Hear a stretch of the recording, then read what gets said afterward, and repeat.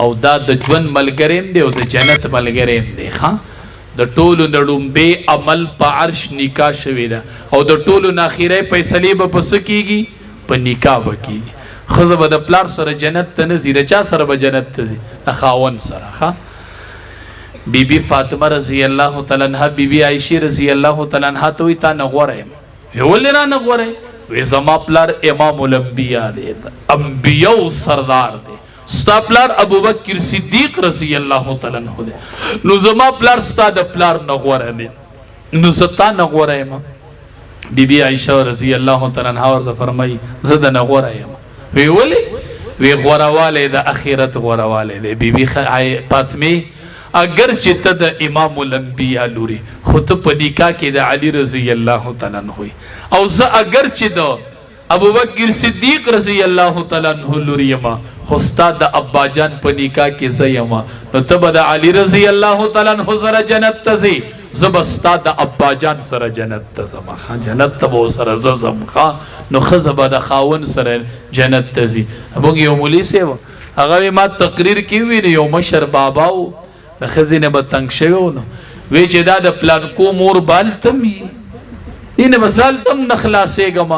وی ما ورته وی چې دا به هلته د پلانکو مور نه مړه، دا به هلته د اویاو حرو سردار ای. ښه دا بیبي دی دی به هلته اویا جوړې اغوستي او په اویا جوړو کې به دند پنډی ښکاري او په پنډی کې به دند تا ته نلې ښکاري.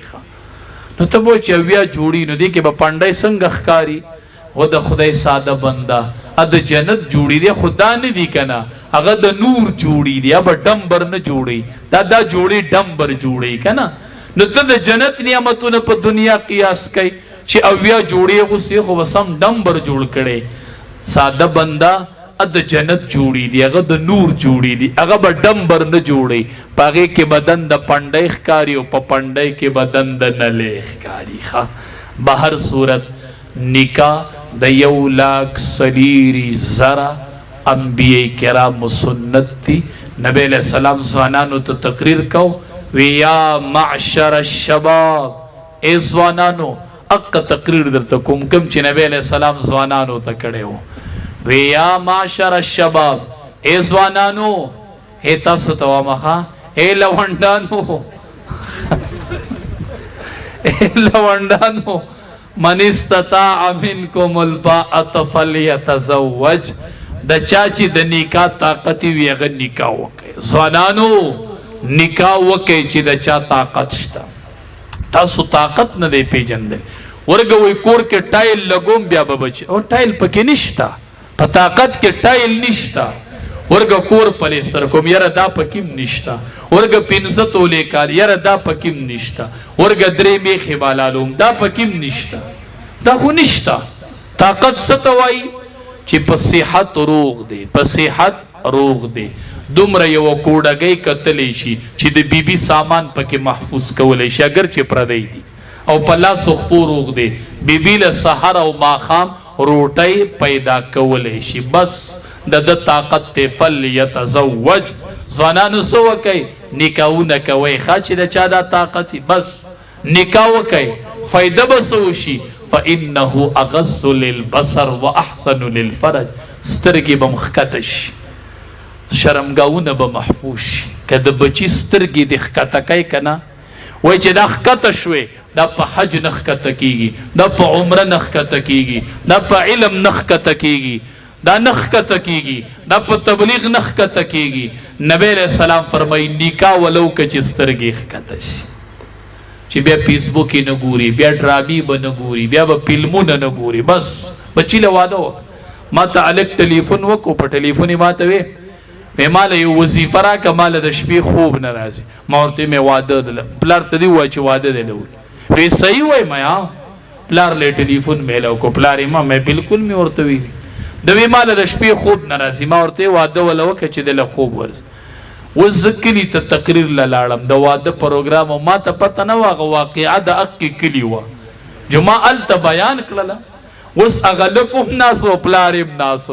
چې ما تقریر ختم کو هغه لک پاسېده، وی مولي صاحب دا مې پلار دی، زه هغه هلک یم. وی ته ته مخامخ وګوره، وی دی ما له اوس هم واده نه کوي. پلار د مې بس ک نور کنه چې بیا دې مټ نه نیسي ودرې دی او کوله وانه فانه اغض للبصر یاد ساتي چا چې د واده د پاره قرضه وکړه بچی له واده کو سې وکړه قرضه زما د خبره ځان سره ولي کوي دا اولی کوي چا چې د واده د پاره قرضه وکړه او بچی له واده وکړو دا قرضه به دسی ختمیږي چې دی به پې نه پوهېږي ښه ذکر رب العالمین وایي په دې قرضه کې زه د دې بنده سره امداد کوم د واده قرضه الله وایي زه په ختموم مړه ودونه وکئ فانه اغض للبصر واحسن للفرج هوی ومن لم یستطع د چا چې طاقت نه بس کوي طاقت نشته فعليه بالصوم بیا روجي ونیسئ ښه شروع وکئ د سبا نه د چا د واده طاقت نه هغه څه نیسئ روجي نیسئ فانه له وجاء روجي ونیسئ یو طریقه درته ښیم د واده کولو ښه تاسو له والدین واده نه کوي نن چې ورشي که نه ماسخوتن سملې وای امي مور ته امي وای دیدی وای بیبي وای بس هر څه چې وای که امي وای که دیدی وای که بیبي وای دا ټول نومونه په خپل ځای خو زما یو نوم به یاد ساتې مور دا د جنت دروازه ده ګورئ ښه بچیه دا نوم به نه هېروئ ښه پلار هم د جنت دروازه ده ښه امي ابو دی ابو امی دی خود جنت و دروازیم دی گوره دا نوم بنایی ریخا دا امی دا جنت دروازم دا دا ابو دا جنت مینسنی دروازم دا دا بنایی ری نوائی موری سبا که خیری می دا نفلی روجی اراده دا بیا می پیشمنی لپاسا و که خیری روجه بنی سما پیشمنی لبری سوک پاسی مور بری پاسی کنا روندار خوتا نشی پاسا ولی پیشمنی ل نو چی مور تا پاسی پا پیشمنی دا چه روٹای پاخ کی ٹھیک شو او سبا ماخم ته بیا ورشي امي بیا مې د نفلي روجي اراده ده انشاءالله پېشمني له بیا پاسخه چې یو هفته د پېشمني تیار کړي بله ورځ به ویلې چې یاره دله د واده څه فکر کوه زما به بل کار نه خو زه به دله پېشمني تیاروم که نه نو مور بیا پېشمني تیارولی شي نو په خپله به درله واده وکړي دا طریقه ده ښه ټیک ده ما یو تقریر کې ویلي ما دا پلار پس شو چې دی بچی له واده ونه کړي زمونږ مدرسې ته یو لوی عالم راغی شیخ الحدیث بچی ورسره و هغې بچي ما سره ګپ لګوي مولي صاحب زه ستا تقریر دته په مخ اورم وې ته یې یېره یې پلار یې یادو وې تا وې چې دا پلار په څه شو چې بچي له واده ونه کړي پلار چې ورته داسې وکړه هغه هم سټه ده سټه وې ستا خبره صحیح ده خو په تاوه شامي لیکلي دي چې کله پلار ته ضرورت وي نو لومبی به بچي پلار له واده کوي ما ته ضرورت دی اول مال وکړئ بیا به زه تاسو له کوم ښه نه که پلار ته ضرورت وي نو اول پلار له کوئ بیا به وروستو تاسو له کوي ګورئ ښه دا هم د فقې مسله ده بهر صورت فانه اغض للبصر واحسن للفرج د نکاح سره حیا پیدا کیږي معاشره کې امن پیدا کیږي د ځوانۍ به محفوظ شي د سترګې به د الله دیدار ته پاکې پاتې شي د سترګې به تصویران نه ګوري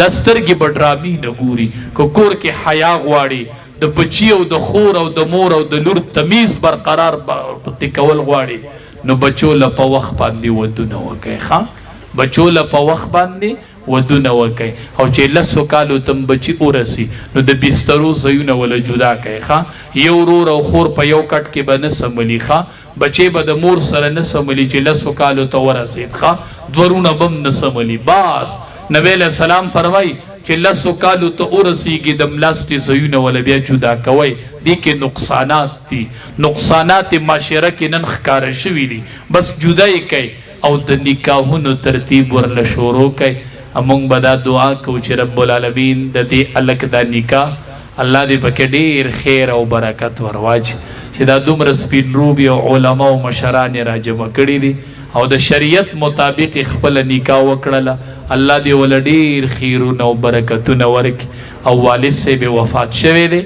الله دې د هغه مغفرت کامله نصیب او زه صرف چې څوک واده وکړي وامنمه د ښځې به ډېر خیال ساتي ډېر خیال چې څومره ساتلی شي ساته خو مور ګورې مور ده پلار پلار دی هسې نه چې د واده نه پس چېرته د مور او پلار نه لاس ونه وینځې بچیا ګورې لاس ونه وینځې ګورې بیا به خوشي کور ته رادنده کېږي او مور به نه یې ګورې ښه مور او کور بچو کور مور دا د کور نوم دی ښا مور او کور چې مور نه کنه کور بنئ ښا نو چرته د مور او پلار نه پکې لاس ونه وینځئ ښا ښځه په خپل ځای او مور او پلار په خپل ځای رب العالمین دې د عمل کولو توفیق راکړي. واخر دعوانا